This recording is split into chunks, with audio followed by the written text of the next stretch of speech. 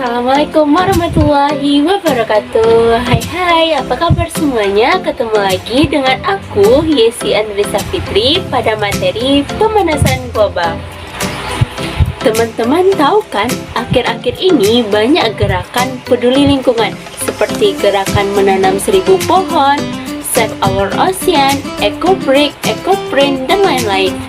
Bagi teman-teman yang belum tahu, segera cari tahu ya, karena gerakan-gerakan tersebut didominasi oleh anak-anak muda. Menurut teman-teman, apa ya yang mendorong anak-anak muda tersebut untuk ikut gerakan peduli dengan lingkungan? Ada apa ya dengan keadaan lingkungan kita? Bagaimana ya keadaan bumi kita saat sekarang ini? Jawabannya banyak. Bumi kita saat sekarang ini tidak baik-baik saja.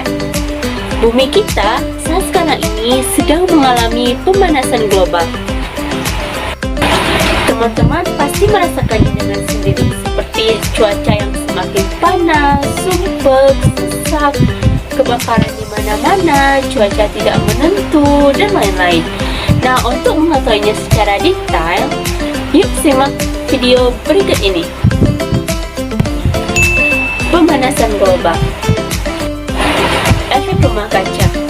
Efek rumah kaca adalah pemanasan alami yang terjadi ketika gas-gas tertentu di atmosfer bumi memerangkap panas. Banyak gas-gas di atmosfer bumi seperti CO2, metana, siklus air, dan lain-lain. Efek rumah kaca bersifat transparan untuk radiasi matahari, namun dapat menangkap dan menyerap cahaya yang masuk ke dalam bumi.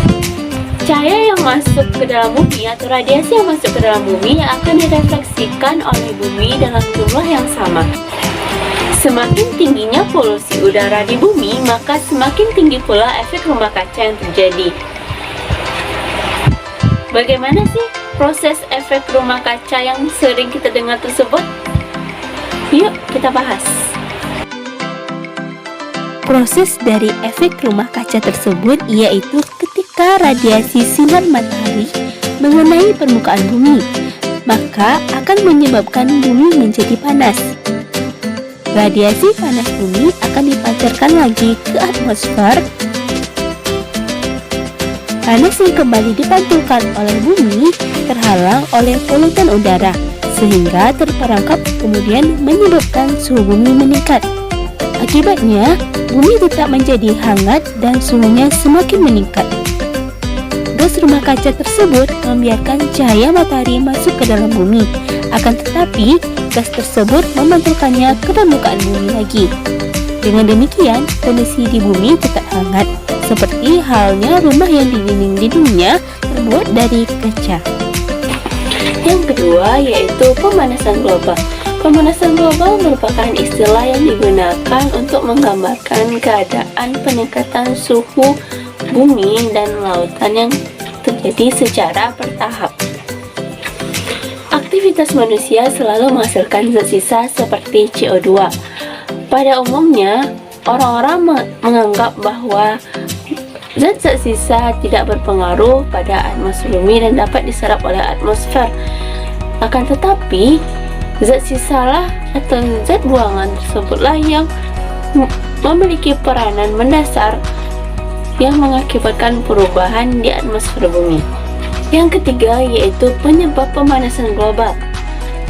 Ada banyak sekali penyebab yang mengakibatkan pemanasan global. Yang pertama yaitu emisi CO2 akibat pembakaran fosil untuk pembangkit listrik. Yang kedua yaitu emisi CO2 akibat pembakaran gasolin untuk bahan bakar alat transportasi. Yang ketiga yaitu emisi metana dari hewan dan pembakaran lahan pertanian. Yang keempat yaitu deforestation atau penambangan hutan secara liar dan pembakaran hutan. Yang kelima yaitu penggunaan gas CFC atau disebut dengan klorofluorokarbon pada mesin pendingin. Apabila penyebab-penyebab tadi tidak dikontrol, maka dampak yang akan terjadi yaitu yang pertama, meningkatnya suhu permukaan bumi di beberapa wilayah. Yang kedua, akibat tingginya temperatur bumi, maka tingkat penguapan menjadi lebih tinggi dan curah hujan juga akan menjadi lebih tinggi. Ketiga, yaitu mencarinya glasier yang dapat mengakibatkan peningkatan permukaan air laut. Empat, yaitu hilangnya terumbu karang, kepunahan spesies secara besar-besaran, kegagalan panen secara besar-besaran, dan penipisan lapisan ozon. Sangat banyak dampak yang terjadi akibat pemanasan global. Oleh karena itu, kita harus melakukan upaya-upaya untuk mengatasi pemanasan global tersebut. Apa aja sih upaya-upaya kita agar dapat mengatasi pemanasan global tersebut? Yang pertama yaitu menggunakan energi terbarukan dan mengurangi penggunaan bahan bakar dari batu bara, gasolin, kayu bakar, dan bahan-bahan organik lainnya. Yang kedua yaitu meningkatkan efisiensi bahan bakar. Yang ketiga, mengurangi deforestation atau penebangan hutan secara liar. Yang keempat yaitu mengurangi penggunaan produk-produk yang menggunakan gas CFC dengan produk-produk yang ramah lingkungan. Yang kelima yaitu mendukung dan turut serta dalam kegiatan-kegiatan penghijauan. Seperti yang telah dijelaskan di awal tadi, banyaknya kegiatan anak muda yang peduli dengan lingkungan. Kita sebagai anak muda dapat mengikuti kegiatan-kegiatan tersebut untuk berkontribusi dalam mengurangi pemanasan global. Nah, kita sudah berada di penghujung materi. Demikianlah materi tentang pemanasan global pada kesempatan kali ini. Apabila ada kata-kata yang salah, mohon dimaafkan. Sampai bertemu di materi selanjutnya. Assalamualaikum warahmatullahi wabarakatuh. See you.